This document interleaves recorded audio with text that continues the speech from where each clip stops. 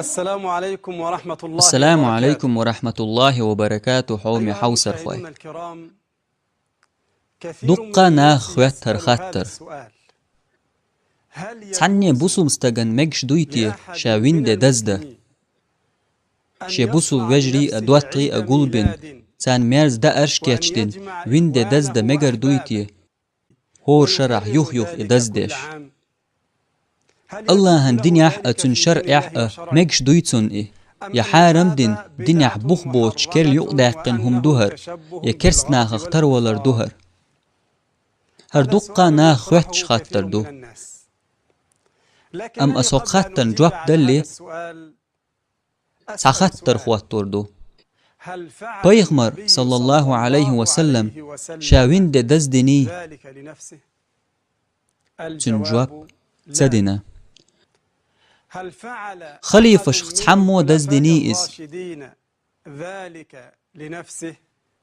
تنجواب الجواب لا. تسدنا هل بيغمرن ثبت صلى ذلك عن الله أصحاب عليه رسول وسلم الله صلى أصحاب الله عليه تحمو وسلم؟ دزدني إز تنجواب الجواب لا. تسدنا هل ثبت ليرمي ذلك إمامش عن الأئمة الشافعي الفضلاء مالك أبو حنيفة أحمد كالشافعي إسان بولج ومالك إمامش الله وأبي قنخية حنيفة بويل تارخ وأحمد رحمهم دزدني الله؟ شاش بين ده الجواب تنجواب تسدنا السؤال شولو الثاني: خاطر متى شاش وين ده بدأ دزدرن المسلمون بلقلدرن ويلي يفكرون بوسو في بناه ذلك أو متدولينا يفعلون يا ذلك؟ إده متبول بلوش الجواب: جواب بعد كرستناغ ما احتل بوسو بناغ بوش الكفار حلقش تعلية بلاد يولين شولت المسلمين إعها ورأى بوسو بناغ المسلمون تحبول بعض كرستناغ جينا الكفار شاش بين يصنعون دين واش عيد دزداش الميلاد بلقلدوغش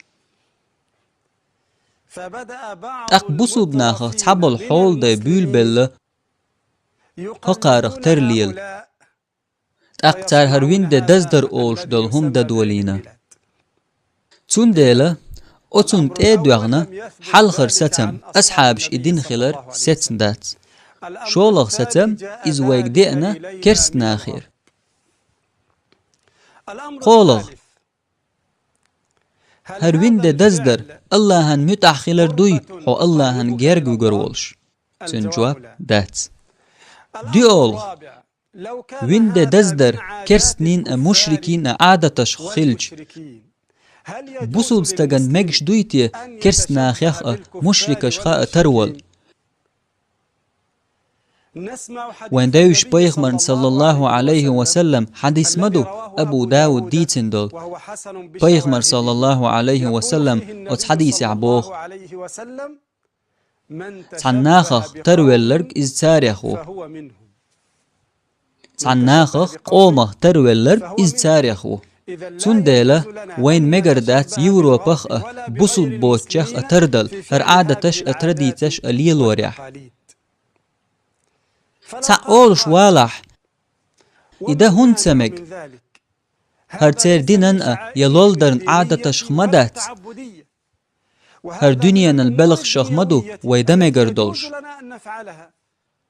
تنجواب الجواب: تعال سحولا تاني تنبوخي دليل حجر ويشي وين دقويش حومي ولج محمدا صلى الله عليه وسلم سنة تفضل أبو داود ديتن بيغمر صلى الله عليه وسلم هجرة دين مدينة وينج خينح شده كرير تنسجح وتشندينح اشلوش سمو داقش هر دنيان بافبو أصحاب شتارديرك شاشدلي حلقة بيغمر صلى الله عليه وسلم خاتن سن لوز مجي تخو سن سمو داقش خل مجي تخو وتشندينح تاق بيغمر صلى الله عليه وسلم الله وتشندينا ديكنك دلشون مرغ داستن عيداء غربا عيداء توت ايدوغنا بيغمر صلى الله عليه وسلم بالقل دينتان ويرجي عملش عادتش ترديتش اللهن عبادة در خلر تركل اللهن ويموت أخلش أصحابش دنيا دير مدى تار دينرق ترقاتشم بنا مرغ داسترن غربانا شن عيدخ قزح وين بالقل دول وين دا بالقل داقر إدازدر بدعة خلر كرسناخ ترولر خلر بوسو بستق قيچو ترول يشيول شوات مخليق بوسو بستق شيغر عتقم خلش برق بوش خلويشو قيچون عتقمان كلويش خلويشوات بوسو با قستن أدمدو اشتخل حو مرج عيلشو والسلام عليكم ورحمة الله وبركاته. صناخة ترولر إز تاريخو